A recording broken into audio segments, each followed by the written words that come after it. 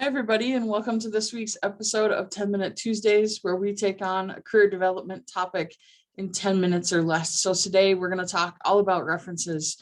We'll cover the topics listed here on the right. So who makes a good reference? What is the purpose of references? How do I go about asking someone to be a reference? How to take care of your references, which involves keeping them informed. What is a blind reference? And how do I list references in my application materials? So to get started here, who makes a good reference? Find through people who will give you a positive reference, maybe an enthusiastic reference. Ideally, you'd want to use your current supervisor, but not if she or he doesn't know you're looking for another job. So there are situations where you may choose not to let your current supervisor know. And if you did let them know, it might cause retaliation or a termination before you're ready for those things to happen. The last point here is that solid references might include current and former supervisors, could be coworkers, teachers, professors, coaches, and mentors. The purpose of references. So references serve as proof of your experiences and knowledge. It's a way of checking that your materials and such line up. Did everything that you said in your interview and your cover letter and your resume match up with what your references say? A hiring manager will ask your references about work habits, your professional acumen at the office, any concerns that they might have that may have come up in the interview process. And then also keep in mind, as the photo here shows, hiring managers are looking for red flags. So sometimes you will hear from a reference, as I have in search committees, that they're not so good at initiative or self-motivation or something like that. So those are the kinds of red flags that might come up. So how do I go about asking people to serve as a reference? It's really critical to always ensure the person has agreed to be your reference before you put them on your resume or before you give out their contact info. You don't want them being cold called or called out of the blue. The best way to ask is to call them. The next best thing is to the best way is to visit them. And if you can't visit them, call them. Sorry about that. Try not to ask via text or email unless you know that's the only way you're going to get a response. The reason you want to visit or call them is because you can hear the voice and get some clues about their level of enthusiasm. So most people are really flattered to be asked to be references. Look and listen for that enthusiastic response. If they give you a less than enthusiastic response, like, yeah, I guess I could do that for you, then you might want to find a different reference. So taking care of your references is all about keeping them informed. Let them know what you're applying for and the timeline. So what that's looking like and when they could be contacted.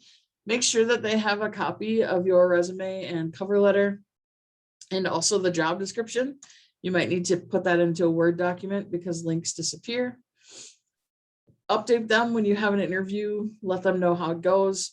Just keep them updated. That includes letting them know if the employer says they're reaching out to references.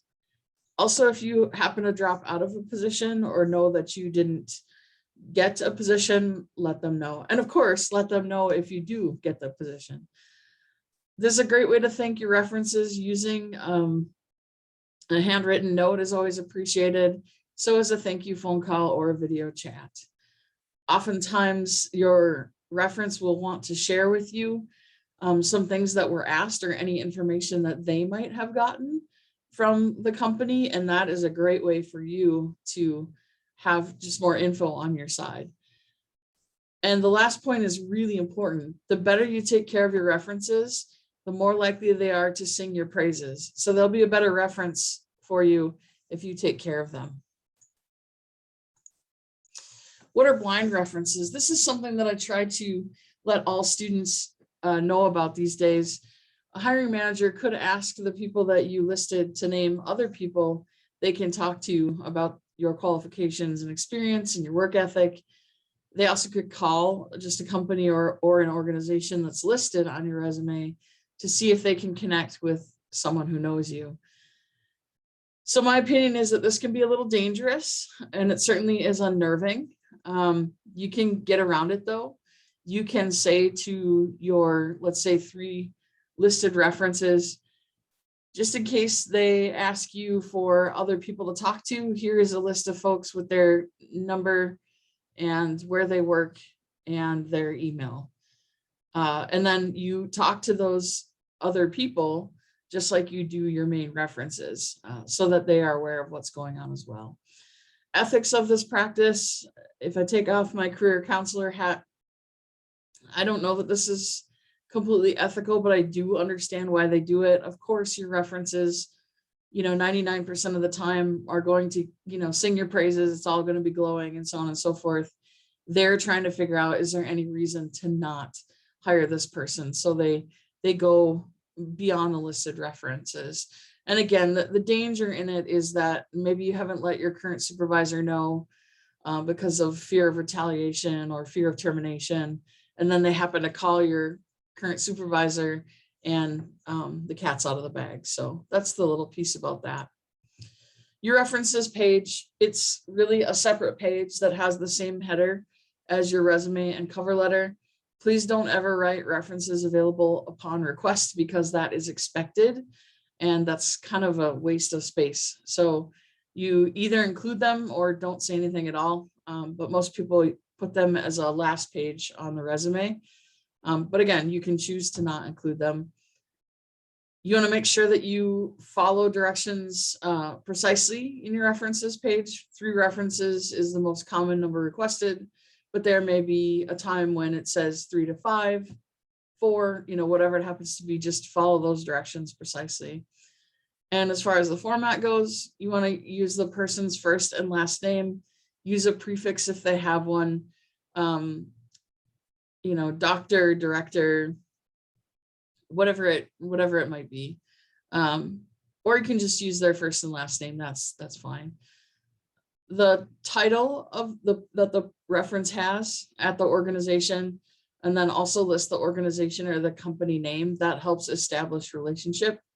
And then include phone and email address.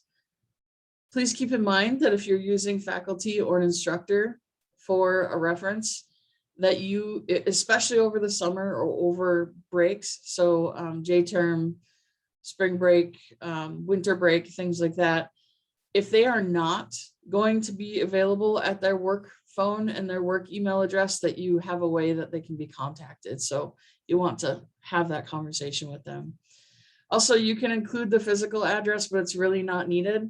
And that's the same thing with your relationship to each reference, because that is a question the hiring manager will ask. How do you know this person? Okay, that's it. So I want to thank you for joining us this week for 10-minute Tuesdays, where we take on a career development topic in 10 minutes less at a time. Thanks for joining me today, and take good care out there.